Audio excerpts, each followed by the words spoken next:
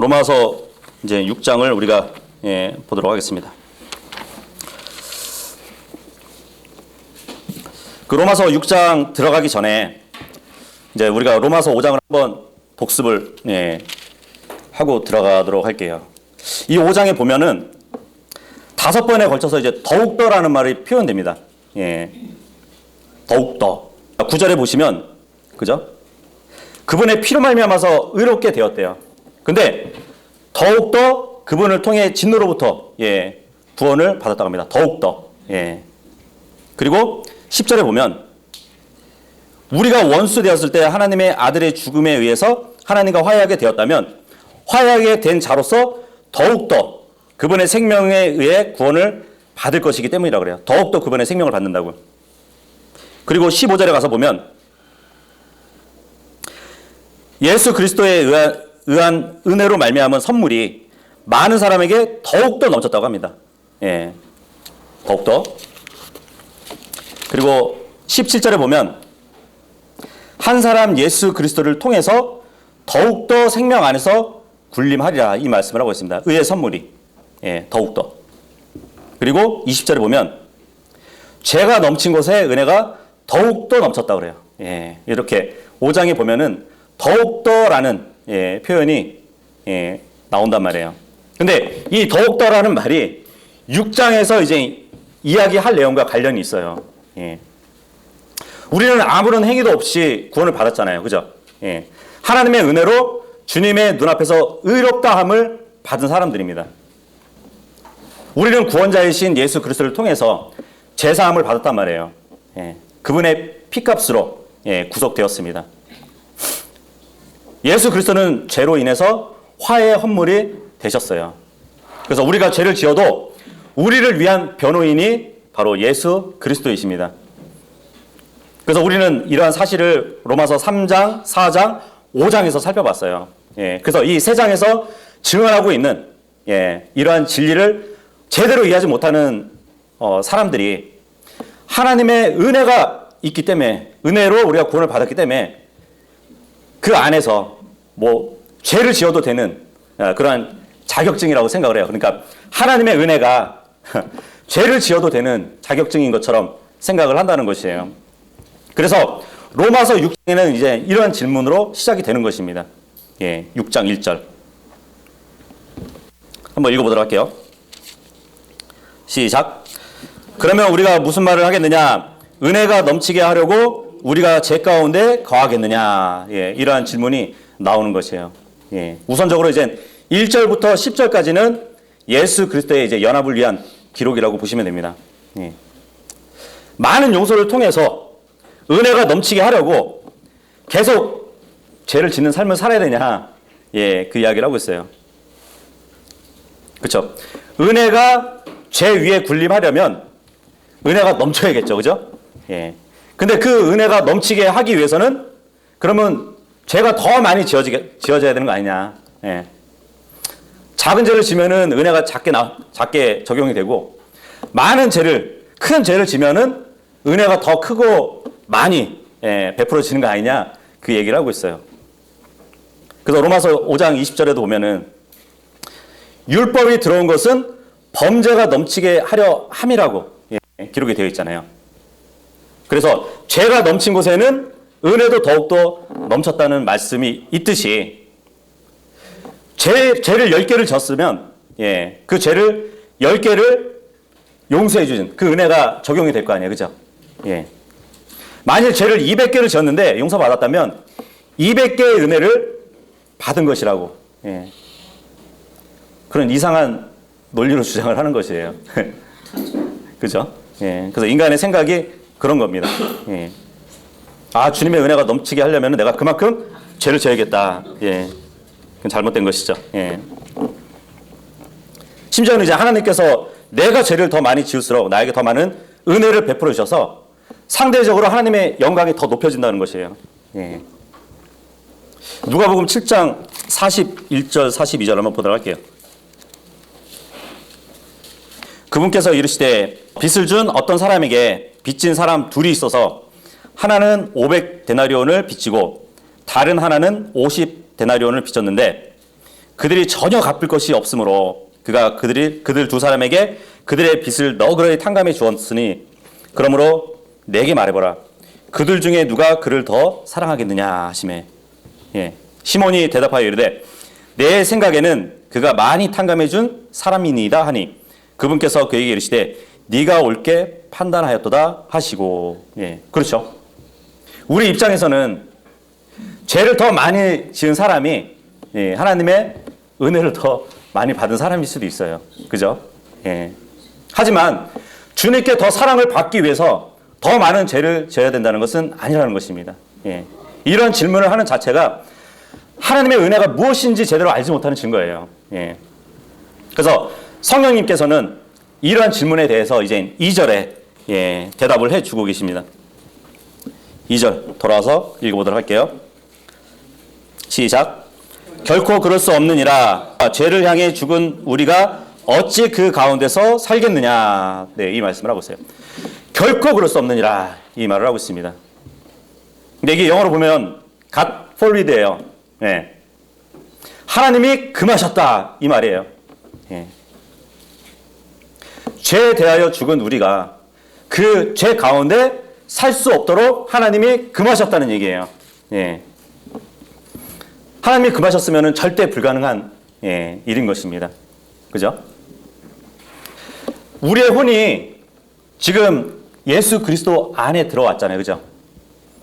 그러면은 예수 그리스도 안에 죄가 들어올 수 있을까요? 없죠. 예. 우리는 예수 그리스도 안에 들어가 있기 때문에 죄 가운데 거할 수가 없어요. 예. 절대 불가능해요. 그래서 결코 그럴 수 없다고 지금 말씀을 하고 있습니다. 그런데 우리의 혼은 주님 안에 들어갔지만 우리의 육신은 지금 그대로 남아있죠. 아직 구속을 기다리고 있잖아요. 그렇기 때문에 우리 육신은 죄를 지을 수 있어요. 여전히. 예. 그렇다고 해서 지금까지 죄에 대해서 죽었다고 가르쳤는데, 죄를 향해서 죽었다고 가르쳤는데 다시 죄를 짓겠다는 것은 잘못된 것이죠. 잘못된 신앙이죠. 어떤 사람이 막대한 빚을 대신 갚아주었어요. 예. 얼마나 고마워요. 그죠? 예. 근데 다음부터는 빚을 지지 말아야지 이렇게 살아야 되는데 땀을 흘려서 일해가지고 살아야지 이런 생각을 가져야 되는데 또다시 빚을 지면 되겠어요? 예. 1절의 질문이 무엇이었죠? 우리가 계속 죄 가운데 거하겠느냐 이거였어요. 근데 2절의 답은 결코 그럴 수 없느니라 이 말씀을 하고 있습니다. 주님께서 은혜로우시지만 그렇다고 해서 이미 죄로부터 구원받은 사람이 죄를 짓는 것을 합당하게 여기지 않으신다는 것입니다. 은혜로 구원받았기 때문에 죄에 대한 벌을 받지는 않지만 그렇다고 해서 계속 죄를 지으면 안 된다는 것이에요. 그래서 결코 그럴 수 없느니라 이 성령님의 선언, 이것은 동시에 죄에 대한 구원받은 사람들의 상태를 말해주기도 하고 태도를 말해주기도 해요. 구원받은 사람의 상태로서는 죄 가운데 거할 수가 없어요. 우리의 혼은 죄 가운데 거할 수도 없고 거하고 싶어도 그렇게 될 수도 없어요. 하나님께서 금하셨기 때문입니다. 몸은 죄 가운데 거할 수 있어요. 그런데 계속 거할 수는 없어요. 왜냐하면 이것 또한 하나님께서 금하셨기 때문입니다. 이 몸도 앞으로 주님께서 오시면 죄로부터 완전히 해방받을 겁니다. 해방시켜 주실 것이에요. 주님이. 그래서 이 몸이 구속을 기다리는 중이라고 해서 계속 죄를 지으면 안 된다는 것이에요. 많은 사람들은 지옥으로부터 구원받았다는 말을 하죠. 그죠? 근데 성경에는 그런 말이 없어요. 성경에서는 지옥으로부터 구원받았다는 말이 없어요. 죄로부터 구원받았다는 말은 있습니다. 그러니까 죄로부터 구원받은 사람들의 결과가 지옥에 가지 않는 것이에요. 그렇게 이해를 해야 되는 것입니다. 어쨌든 하나님의 은혜가 넘치게 하기 위해서 죄를 짓겠다는 사람들에게는 성령님께서 결코 그럴 수 없느니라고 말씀을 하고 있어요. 그러면서 죄를 향해서 죽은 우리가 어찌 그 가운데 사냐고 되물으시는 거예요. 만일 예수 그리스도께서 나를 죄로부터 자유롭게 하기 위해서 필요한 모든 일을 해 주셨다면, 구원받도록 모든 값을 다 치러 주셨다면 나는 왜 다시 죄로 돌아가야 될까요? 그러면 안 되는 것이죠. 왜 다시 불의 가운데로 돌아가서 그 안에 거해야 될까요? 그러면 안 된다는 것이에요. 에레미야서 보도록 할게요. 에레미야서 7장 8절에서 11절 보면 정말 하나님의 은혜를 죄를 짓는 자격증으로 생각하는 사람들에 대한 이야기라고 볼 수 있습니다. 에레미야서 7장 8절에서 11절 읽어보면 보라 너희가 유익을 끼칠 수 없는 거짓말을 신뢰하는도다. 너희가 도둑질하고 살인하며 간음하고 거짓으로 맹세하며 바알에게 분향하고 너희가 알지 못하는 다른 신들을 따라 걸으면서 내 이름으로 불리는 이 집에 들어와 내 앞에 서서 말하기를 이 모든 가증한 것을 행하기 위해 우리가 구출받았나이다 하려느냐. 내 이름으로 불리는 이 집이 너희가 보기에는 강도들의 소굴이 되었느냐. 보라 참으로 내가 그것을 보았느니라 주가 말하노라. 그러한 가증한 것들을 행하기 위해서 우리가 구출받았다. 그렇게 말하려고 하냐고 주님이 책망하시는 것이에요. 마찬가지예요. 우리도 은혜로 구원받았으면은 죄를 최대한 죄를 안 지을 수는 없죠. 하지만 안 짓기 위해서 우리가 노력하며 살아야죠. 오죽하면은 이 죄를 짓지 않기 위해서 싸우는 일을 사도 바울이 그렇게 얘기하잖아요. 너희가 피 흘리기까지 싸우지 않았다고, 죄하고 싸우지 않았다고 그런 말을 하거든요. 그만큼 죄를 짓지 않기 위해서는 치열해야 되는 것이에요. 영적인 치열함이 있어야 되는 것입니다. 사람들은 구원받았다고 하면서 여전히 죄 가운데 있고 또 아무런 문제도 느끼지 못하고 살아가요.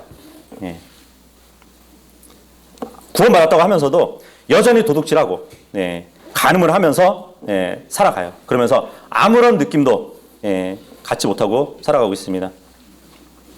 구원받았다고 하나님의 자녀가 되었다고 하면서도 다른 한편에서는 형제 자매를 미워해요.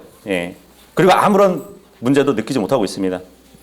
구원받았다고 하면서도 영적인 간음을 가증한 짓을 행하면서도 아무런 느낌을 갖지 못하고 문제로 느끼지 못하고 살아갑니다. 그러면서 말로는 예수님을 사랑한다고 하면서 자신의 모든 것을 주님께 드리고 주님을 따른다고 고백하면서 사는 것이에요. 우리나라 교회를 보면은 점점 양적으로는 커져가고 있어요. 회중도 늘어가고 정치적인 영향도 커지고 사회 활동도 많이 늘었지만 하나님의 일을 찾아볼 수 없는 교회들이 많습니다. 왜 이렇게 되었을까요? 한 번 구원받은 사람이 영원히 구원받은 것이기 때문에 구원의 영원한 보장을 믿기 때문에 죄를 마음대로 지을 수 있는 그 자격증이 부여됐다고 생각하기 때문이에요.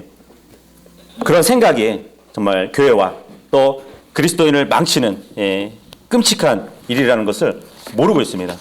아내가 있기 때문에 아내를 마음대로 막 때려도 되는 것은 아니에요. 그 반대도 마찬가지예요. 자동차를 가지고 있다고 해서 아무렇게나 막 운전해도 되는 것은 아니거든요. 그죠? 자신이 소중한 것을 가지고 있다면 그것을 함부로 다루는 일은 잘못된 것이에요. 우리는 구원을 받았잖아요. 구원자를 그런 식으로 대한다면은 그것은 잘못된 것이죠. 구원이 전혀 중요하지 않다고 생각하는 사람들이에요. 아이들을 정말 사랑한다면 아이들을 소중하게 다룰 것입니다. 그죠? 아내를 함부로 다루는 사람은 아내를 사랑하는 것이 아니에요. 마찬가지로 구원을 함부로 여기는 사람은 구원자이신 예수 그리스도를 사랑하는 게 아닙니다. 우리가 소유한 물건도 소중하게 다룰 텐데 구원자이신 예수 그리스도 그분이 주신 구원을 우리는 더욱 소중히 다뤄야 돼요. 자신이 받은 구원을 소중하게 여기지 않는 사람은 그 구원을 주신 구원자마저도 소중하게 여기지 않는 것입니다. 그래서 바울의 첫 번째 대답은 죄를 향해서 죽었기 때문에 죄 가운데 거할 수 없다고 말하는 것이에요. 우리의 신분적인 진리를 말하고 있습니다. 예수님께서 죄에 대해서 죽으셨으면 그분은 우리를 대표해서 죽으신 거예요. 그분이 대속자이시니까 우리를 대신해서 또 우리의 위치에서 죽으신 것이에요. 우리가 죽을 것을 대신 죽으신 것이란 말이에요. 대표로. 그렇기 때문에 주님이 죽으셨다면 우리도 죽은 겁니다. 예. 주님은 제 문제 전체에 대해서 죽으셨어요. 그것을 단번에 영원히 해결하셨습니다. 그래서 그리스도 안에 있는 모든 사람들은 하나님이 보실 때에 죄에 대해서는 죽은 상태예요. 네. 그렇다고 이게 성도가 뭐 죄가 없다는 의미가 아니고 주님과 함께 죽었음을 얘기하는 거거든요. 예. 예수님이 죽으심에 동참했다는 것이에요. 예. 그래서 예수 그리스도와 동일시 되었다는 그 의미를 갖고 있습니다. 3절 한번 보도록 할게요. 읽겠습니다. 시작. 예수 그리스도 안으로 침례를 받은 우리가 다 그분의 죽음 안으로 침례를 받은 줄을 너희가 알지 못하느냐. 예. 여기서 죄에 대해서 죽었는데 어떻게 죽었는지에 대해서 설명을 하고 있어요. 이 본문은 물침례를 얘기하는 것이 아닙니다. 예. 그래서 이 구절은 많은 사람들이 오해하는 구절 중에 하나예요. 이 3절은 물침례가 아니고 성령 침례를 의미하는 것입니다. 성령님에 의해서 예수 그리스도 안으로 들어가는 것을 말하는 것이에요. 이 침례는. 그러니까 이 본문의 침례는 영적인 침례인데 우리로 하여금 그리스도 몸 안으로 들어가서 예수 그리스도께서 이루신 그 일들에 영적으로 우리도 동참하는 그 모양을 보여주고 계시는 겁니다. 예수 그리스도께서 우리를 위해 죽으신 것은 우리로 하여금 죄에 대해서 죽게 하시기 위함이에요. 예수님은 죽으시고 묻히시고 아버지의 영광을 힘입었어요. 그리고 죽은 자들 가운데서 다시 일어나셨습니다. 그래서 우리가 예수님을 믿었을 때 하나님께서는 우리를 의롭다고 선언하게 되시는 것이에요. 구원받기 전의 삶과 그 구원받기 전의 인생에 대해서는 완전히 죽은 것으로 여긴 것이에요. 그래서 하나님께서는 우리가 믿는 그 순간에 우리의 삶을 모두 그리스도와 함께 묻어버리신 것이에요. 죽음과 함께. 예수님은 우리가 더 이상 죄를 짓지 않게 하기 위해서 죽으신 것이 아니에요. 정확히 말하면 죄를 짓지 않고 다른 방식으로 살게 하기 위해서 예수님은 죽으셨습니다. 4절 보시도록 할게요. 4절. 읽겠습니다. 시작. 그러므로 우리가 죽음 안으로 침례를 받아 그분과 함께 묻혔나니 이것은 그리스도께서 아버지의 영광에 의해 죽은 자들로부터 일으켜지신 것 같이 그렇게 우리도 생명의 새로움 속에서 걷게 하려 함이니라. 이 4절은 하나님께서 왜 그렇게 하셨는지에 관한 말씀을 하고 있습니다. 하나님께서 왜 우리를 구원하셨을까요? 죽어서 하늘 왕국에 가기 위함이 아니에요. 우리에게 구원을 주신 것은 영원히 살게 하기 위함이 아닙니다. 죄사함을 받기 위함도 아니에요. 이것들은 구원의 결과예요. 목적이 아니에요. 우리를 구원하신 목적은 그 4절 뒷부분에 이제 나와 있어요. 우리도 생명의 새로움 속에서 걷게 하려 함이라 이 말씀을 하고 있습니다. 이게 목적이에요. 생명의 새로움 속에서 걷게 하시기 위해서 우리를 구원해 주신 것입니다. 하늘나라 가고 지옥 안 가고 영원히 사는 것. 그것은 구원의 결과이지 목적은 아니라는 것이에요.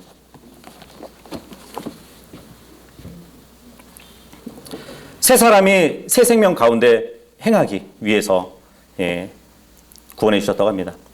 물침례라는 것은 그리스도와 합한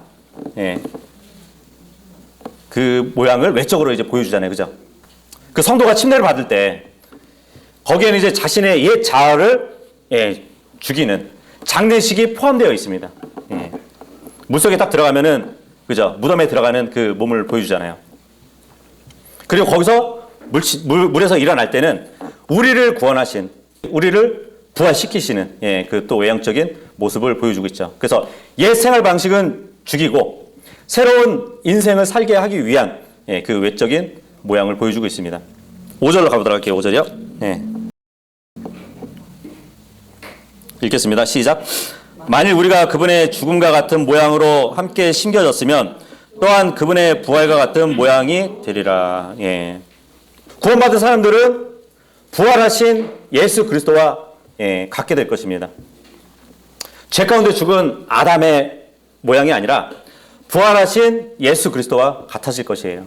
예. 구원받기 전에 죄인처럼 살지 말고 부활하신 예수 그리스도처럼 우리도 살아야 됩니다. 예. 예수님과 같은 모양으로 죽었다면 당연히 예수님이 부활하신 그 모양대로 우리가 또 그 모양이 되겠죠. 예. 그리고 예수님과 같은 모습으로 서로 만나게 될 것입니다. 요한일서 3장 1절에서 3절까지 보시면 보라 아버지께서 어떠한 사랑을 우리에게 베푸사 우리가 하나님의 아들들이라 불리게 하셨는가 그러므로 세상이 우리를 알지 못함은 세상이 그분을 알지 못하였기 때문이라. 사랑하는 자들아 이제 우리는 하나님의 아들들이니라. 우리가 앞으로 어떻게 될지는 아직 나타나지 아니하였으나 그분께서 나타나시면 우리가 그분과 같게 될 줄 아노니 이는 우리가 그분께서 계신 그대로 볼 것이기 때문이라. 그분 안에서 이 소망을 가진 자는 다 그분께서 순결하신 것 같이 자기를 순결하게 하느니라. 예. 우리가 앞으로 주님의 부활하신 그 모습대로 같이 이렇게 보게 된대요. 예. 그렇기 때문에 그 순결하신 주님의 모양대로 순결하게 살라고 말씀을 하고 있습니다. 우리가 구원받아서 하나님의 아들들이 되었어요. 근데 세상은 우리를 하나님의 아들 하고 알아보나요? 알아보지 못해요. 하나님의 아들이 됐지만 아직은 우리가 성화 과정에 있는 것이에요. 예수님이 오셨는데도 세상이 예수님을 알아봤나요? 알아보지 못했어요. 그래서 십자가에 못 박아 죽였거든요.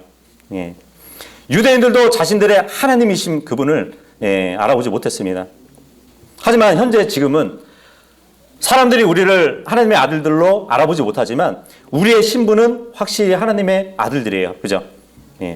아직은 하나님의 아들들답게 살지 못하고 있어요. 하지만 예수님이 나타나시면 우리는 그분과 같게 될 겁니다. 그때가 되면 우리의 형상, 또 우리의 성품, 모든 것이 예수님과 똑같은 모습으로 변할 것이라고 말씀을 하고 있는 것이에요. 그래서 빌립보서 1장 6절에도 보면 예수 그리스도의 날까지 우리를 변화시킬 것이라고 말씀을 하고 있습니다. 그래서 너희 안에서 선한 일을 시작하신 분께서 예수 그리스도의 날까지 예수님이 공중으로 오실 때 그 일을 이루실 줄을 내가 확신하노라 이 말씀을 하고 있습니다. 그러니까 우리는 이 땅에 살면서 여전히 육신의 몸을 갖고 있지만 하늘 왕국의 방식대로 살고 있어야 돼요. 예수님처럼 말과 행동을 하면서 살아야 됩니다. 하늘로부터 오는 그 에너지를 우리가 받으면서 살아야 되는 것이에요. 그 지혜를 공급받으면서 살아가야 되는 것입니다. 우리의 소속이 어디예요? 하늘 왕국이잖아요. 그죠? 네. 그렇기 때문에 우리가 지상에 비록 지금 살고 있지만 우리의 필요는 저 하늘 왕국에서 채워주십니다. 우리는 계속 거듭 실패할 수 있어요. 온전하게 살 수는 없지만 항상 말씀을 믿고 하나님의 도우심을 충분히 받아가면서 이기면서 살아갈 수 있는 그 능력도 주셨습니다. 6절 읽어보도록 하겠습니다. 시작. 우리는 이 사실을 아노라. 즉 우리의 옛사람이 그분과 함께 십자가에 못 박힌 것은 죄의 몸이 멸절되어 이제부터 우리가 죄를 섬기지 아니하게 하려 함이니. 구원받은 사람들이 예수 그리스도와 함께 십자가에 못 박혀 있고 죄의 몸을 멸하게 된다고 말씀을 하고 있어요. 왜 죄의 몸을 멸할까요? 죽어서 하늘 왕국에 가기 위함이 아니에요. 지옥에 가지 않기 위해서 죄의 몸을 멸하시는 것이 아닙니다.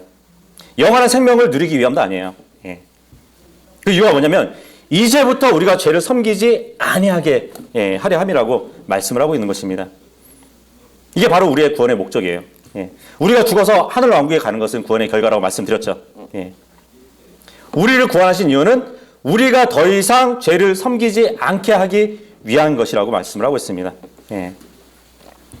그래서 하나님께서는 우리와 동행하시고 또 교제를 나누시고 또 함께 기뻐하시려고 하신 것이에요. 하나님의 구원의 핵심은 장소가 아닙니다. 죽어서 어디로 가는 것이 문제의 본질이 아니라는 것이에요. 하늘 왕국을 우리가 나중에 올라가겠지만 거기에 하나님이 계시지 않으면, 예수 그리스도가 계시지 않으면 참된 기쁨의 장소가 될 수 없을 겁니다. 그죠? 예. 예수님이 안 계시면은 의미 없는 장소예요. 하늘왕국은. 안 그런가요? 여러분들 박물관 구경 해보셨죠? 처음에 갈 때는 신기하잖아요. 그죠? 예. 근데 매일 박물관을 가고 싶어 하시나요?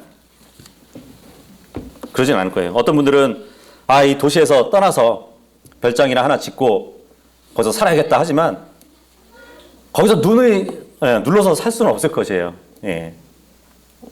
마찬가지로 하늘왕국도 뭐 투명한 금으로 막 치장되고 온갖 보석으로 꾸며졌지만 갔을 때는 굉장히 신기하고 못 본 것들이, 상상도 못할 일들이 펼쳐질 것이지만 아무리 문이 뭐 진주로 되어 있고 황금으로 치장된 저택이 있다 하더라도 예수님이 계시지 않으면 금방 지루해질 것이에요.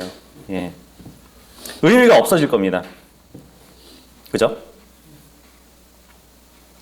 어린 양 대신 예수 그리스도가 그곳에 계셔야 되는 것이에요. 아무도 새 예루살렘에 들어간다 해도 아름다운 그 저택을 막 찬송하진 않을 것이에요. 그죠? 새 예루살렘으로 가면은 예수 그리스도만 찬송 드릴 것입니다. 그래서 구원의 목적은 하늘나라에 가는 것이 아니라 바로 우리가 새 삶을 살아갈 수 있게 해주신 그 목적이 있다는 것입니다. 그러니까 우리가 이 땅에 구원받은 자로서 예수 그리스도와 합당한 관계를 맺고 살아가는 것이 중요한 것이에요. 그래서 구원받은 사람은 지금 예수 그리스도와 합당한 관계를 갖고 있어야 됩니다. 그렇다면 우리가 어떻게 하면 예수님과 합당한 관계를 가질 수 있을까요? 예수님과 합당한 관계를 갖기 위해서는 무엇이 필요할까요? 구원받기 전에 우리는 무엇이 필요했죠? 믿음이 필요했어요. 바로 믿음이에요. 그렇다면 우리가 주님과 합당한 관계를 누리지 못하게 막는 것은 죄예요. 그래서 하나님께서 3절에 보면은 알지 못하느냐고 그렇게 얘기를 합니다. 또 6절에 보면은 알거니와 이렇게 또 얘기를 하죠. 그리고 9절로 가시면 또 아노라, 그러니까 알기 때문이라 이 말씀을 하고 있습니다. 우리가 그리스도와 합당한 관계를 가져야 되는데 못하는 이유가 바로 이거예요. 알지 못하고 알지 못해서 알아야 되기 때문이에요. 그래서 이 말씀을 거듭 기록하고 있는 것입니다. 그래서 요한복음 8장 32절에 말씀을 하시잖아요. 진리를 알지니 진리가 너희를 자유롭게 할 것이라고 말씀하잖아요. 그래서 알라고 말씀을 하고 있습니다. 그래서 우리가 진리를 제대로 알지 못해서 자유롭게 살지 못하고 그리스도인의 삶도 살지 못하고 있는 것이에요. 율법에 얽매여가지고 마귀의 속삭임에 우리가 빠져 살았던 것이죠. 어쨌든 죄의 몸을 멸하는 목적이 뭐냐면 죽이는 것이 아니라 죄가 없는 삶을 살기 위해서 멸하셨다는 것입니다. 십자가에서. 육신은 나를 부려먹어요. 이 육신은 나의 악독한 주인입니다. 하지만 새로운 주인이 계시잖아요. 그죠? 예수 그리스도라는 주인이 계시단 말이에요. 그래서 그분의 마음대로 우리가 자유롭게 살라는 겁니다. 이것이 바로 주님께서 베풀어 주신 축복이죠. 7절 보도록 할게요. 7절 읽겠습니다. 시작. 이는 죽은 자가 죄에서 해방되었기 때문이라. 여기서 말씀하고 있는 죽은 자가 누굴까요? 구원받은 사람들이에요. 그러니까 여러분들은 죽은 자예요. 3절에서 보면은 예수 그리스도 안에서 침례를 받은 우리가 다 그분의 죽음 안에 동참했고 침례를 받았다고 말씀하고 있잖아요. 그죠? 근데 4절에서도 우리가 그분과 함께 묻혀 있다고 말씀을 하고 있습니다. 그 5절에 보면은 우리가 땅 속에 심겼다고 말씀을 하고 있어요. 그리고 6절에서는 십자가에 못 박혀 있다고 말씀을 하고 있습니다. 그리고 이제 7절에 와서는 죽은 자에 대해서 말씀을 하고 있는 것이에요. 그렇다면 이 죽은 자가 누구겠어요? 바로 구원받은 사람들을 얘기하는 것입니다. 우리가 모두 구원받았다면 모두 죽은 자예요. 예. 그렇다면 죄로부터 해방된 사람들이에요. 예. 이게 뭘 의미하냐면 구원받은 사람들이 죄를 짓는 것은 전적으로 자원해서 죄를 짓는다는 것이에요. 예. 만약 우리가 구원받았다면 구원받은 이후에 짓는 죄들은 우리가 자원해서 짓는 것이에요. 자발적으로 짓는 것이란 말이에요. 예. 실수로 지었다고 하는 것은 이제 변명에 지나지 않습니다. 예수 그리스도와 함께 죽은 자들은 죄에 대해서도 죽은 자들이기 때문에 죄로부터 해방된 사람들이에요. 그래서 죄는 구원받은 사람들을 더 이상 강요할 수 없어요. 예. 이 죄라는 것이 제가 가기 싫은데 억지로 저를 가게 할 수 없어요. 예. 내가 싫어하는 것을 억지로 하게 할 수 없다니까요. 예. 왜냐하면 나는 죄로부터 해방되었기 때문이에요. 자유로워졌기 때문이에요. 그래서 구원받은 사람들은 죄로부터 자유가 있는 것이에요. 자유롭게 죄를 지을 수 있다는 게 아니라 죄를 짓지 않을 자유가 있다는 것이에요. 예. 그래서 죄를 이길 수 있는 방법은 단 하나인 것이죠. 이 세상에 살아있는 사람들은 100% 죄를 짓고 살아요. 구원받았던 구원받지 않았던 100% 죄를 짓고 살아갈 수밖에 없습니다. 근데 죄를 짓지 않는 방법은 죽는 거예요. 예. 매일의 삶에서 나는 죄에 대해서 죽었다. 죽었다고 여겨야 돼요. 그래서 정말 그 죄에 대해서 죽어야 돼요. 그래서 바울은 나는 날마다 죽노라 이 말을 했었거든요. 네. 바울이 죄에 대해서 죽었기 때문에 죄를 안 지을 수 있었다는 것입니다. 예를 들어 뭐 경찰관을 죽인 죄로 사형을 받는 사람이 있다고 생각해 보세요. 전기 의자에 딱 앉았어요. 예. 전기를 탁 틀어가지고 그걸로 인해서 죽었다고 생각해 보세요. 그러면 그 사람은 죄로부터 해방이 된 거예요. 예, 그죠? 예. 죄를 갖고 있을 땐 사형수였지만 자신이 사형 당하고 나서는 그 죄로부터 해방된 거예요. 예. 형벌이 치러졌고 사건 처리가 이제 종결된 것이죠. 그래서 우리도 마찬가지로 죄에서 해방되려면 우리는 그 죄 앞에서 우리는 죽어야 되는 것이에요. 예. 우리는 갈보리 십자가에서 예수 그리스도와 함께 죽었습니다. 그죠? 우리의 형벌이 치러졌을 뿐만 아니라 우리의 삶을 조이던 그 죄의 사슬도 끊어졌어요. 예. 그래서 우리는 더 이상 죄의 무력한 포로가 아니에요. 예. 그래서 우리가 주님의 은혜를 맛보았다면 정말 거룩한 삶도 유지할 수 있기를 바라겠습니다. 네.